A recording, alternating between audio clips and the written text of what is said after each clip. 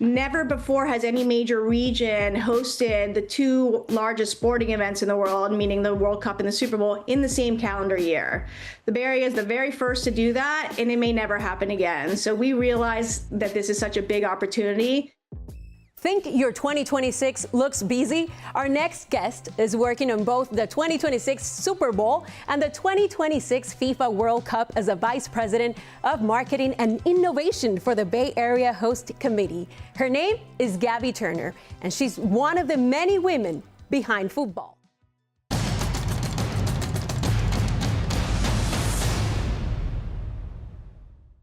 In the Women Behind Football, we're introducing you to the women with the coolest jobs helping shape the 2026 FIFA World Cup. But we don't want to just do a standard interview here. We want you to treat this moment like a soccer game. Welcome to the kickoff, where we start with the rapid fire questions to get things going. Gabby, welcome to our show, and thank you so much for being here with us. My first question to you is the following. Do you say soccer or football? Well, Alejandra, first of all, thank you guys for having me, for the opportunity. And it's definitely football for me. I was born in Mexico City. I'm married into a wild Uruguayan family, and I'm raising two football-obsessed little boys. And so football is very much culture, it's family, it's passion, and it's in our DNA. So football all the way here. So you attended the 2010 FIFA World Cup in South Africa. You mentioned that to me a while ago. What was the experience like, especially attending with your husband from Uruguay? South Africa 2010, definitely an incredible memory for me. You know, one of the things that was truly incredible about it was how the country of South Africa really showed up with just so much love, with so much pride for its communities, for its people, and they wanted to show the best of themselves. And it really came through from every single person that you interacted with there. Yeah, and South Africa was a fantastic World Cup for everybody. Now it's time to get to know you a little bit better. You were born in Mexico City. What do you remember most from your early roots? I was born in Mexico City, and I lived there until I was 5 years old. And my early roots were really about family. I am a sports fanatico also, as is my sister, but we didn't grow up in a household that was, watching football every Sunday or NFL every Sunday. It's something that just sort of innately started. And part of it was after I grew up in Mexico City, I moved to the Philadelphia area when I was 5 years old. And I grew up quite American there in Philadelphia, speaking two different languages, and very competitive also. So I ended up playing all the sports that you can imagine. I was a tennis player and basketball player and lacrosse player and everything. And I think a lot of the competitive spirit comes from the fact that I'm an identical twin. So my sister and I were just competing against each other every single day of our lives. And I think we ended up pushing each other quite forward. You also played lacrosse at Stanford. What type of player were you?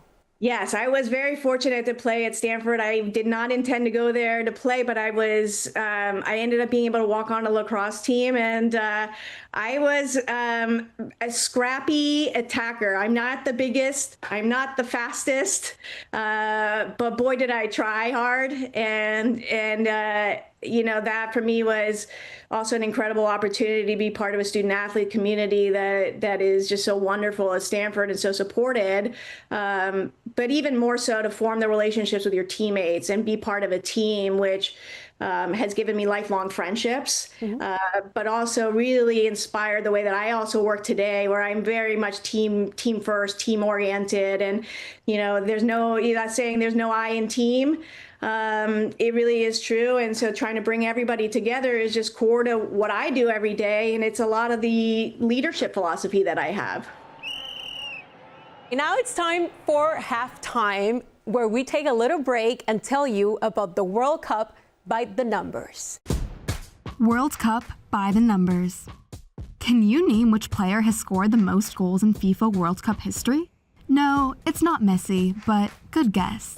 The all-time World Cup scoring leader is Germany's Miroslav Klose with 16 goals. Right behind him is Brazil's Ronaldo with 15. Gerd Müller of West Germany ranks third with 14. If you guessed Messi, you weren't far off.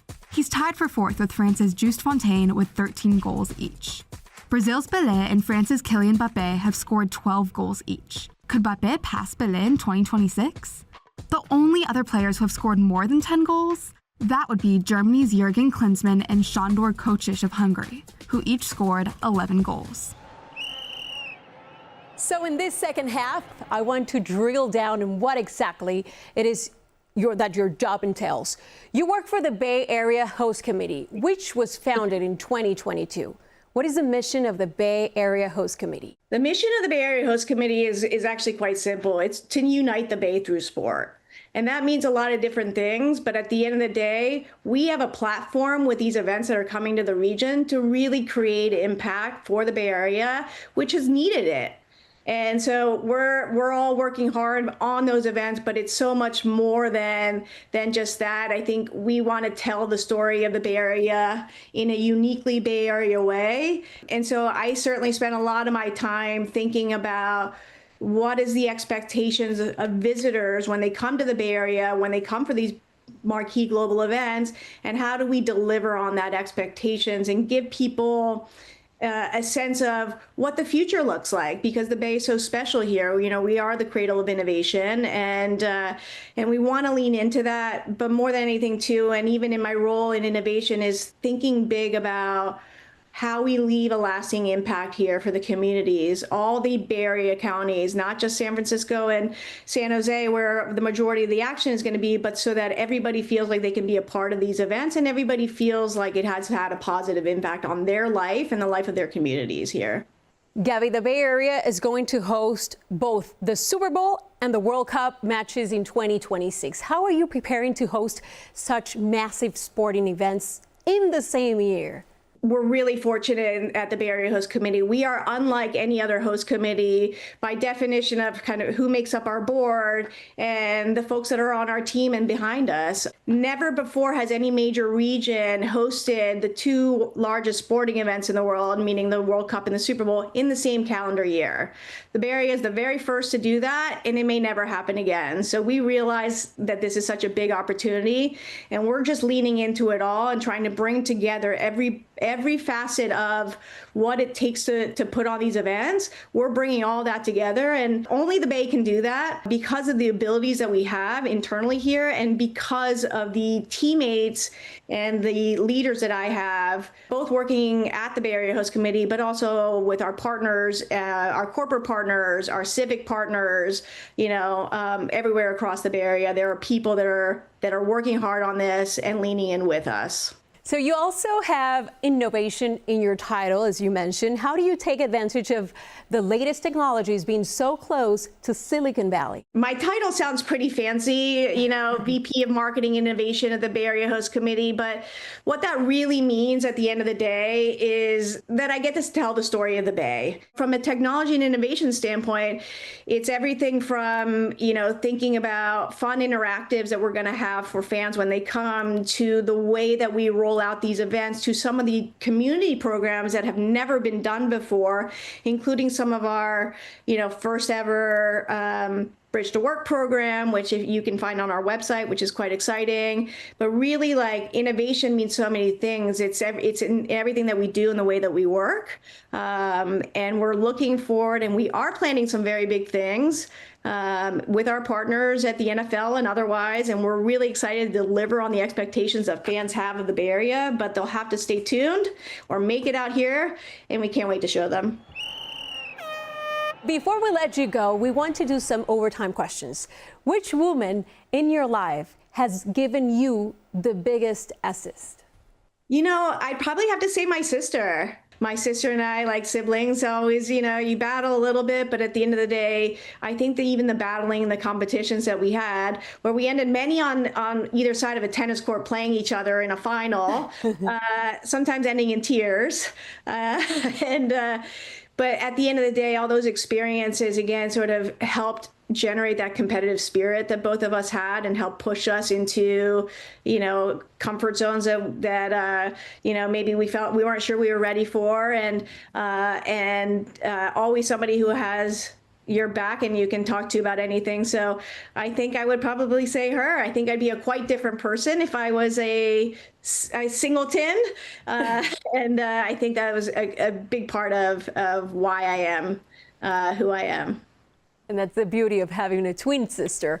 So Yeah. what was the biggest red card experience of your career? The time where I've stumbled is really where I didn't listen to my gut. And when I defer to somebody else, and when I really should have just trusted my own intuition, and that's a learning I think we all kind of go through, and I think women particularly go through this a little bit, maybe with imposter syndrome and so on. But now, you know, being further along in my career, even now I have moments where, you know, I say, oh no, I should have spoken up, and then later I know, and now I know that really at the end of the day, it's I can lead with more instinct and clarity because I have confidence in myself. I've done so many different things, and that intuition and that gut is that voice, you know, inside of you, and you're a wise person if you listen to it. So I've just tried to get wiser. What's the biggest goal, the biggest success you've scored? The biggest success I think I've scored, honestly, is really where I am right now in my career, which is getting to do work that feels really meaningful in a region that I deeply love and care about, that I want to see improve. I actually live in the city of Oakland, so I want to give a shout out to Oakland because Oakland is an incredible, incredible town, and we want to help Oakland and San Francisco and San Jose and Santa Clara and all the counties in the Bay Area shine during this moment. But what I'm really proud of now is, and as a goal, is that I've been able to land in a place that allows me to work on that with a team of people that are some of the smartest, most creative, and just really values-driven humans that I've had the pleasure of knowing. And everything that I've done in my career sort of feels like it's led to this. And so it feels like a really big win to be part of this team alongside me, who is just amazing. And I'm excited. It makes me really excited every day to get up and go to work. And we're excited too to see you thriving. Gabby, thank you so much for joining us today. We cannot wait to see your coverage of the 2026 World Cup next year. Thank you for having me, Alejandra. I really, really appreciate it. It was a pleasure. Make sure to watch all the action on Telemundo, your Spanish language home of the World Cup.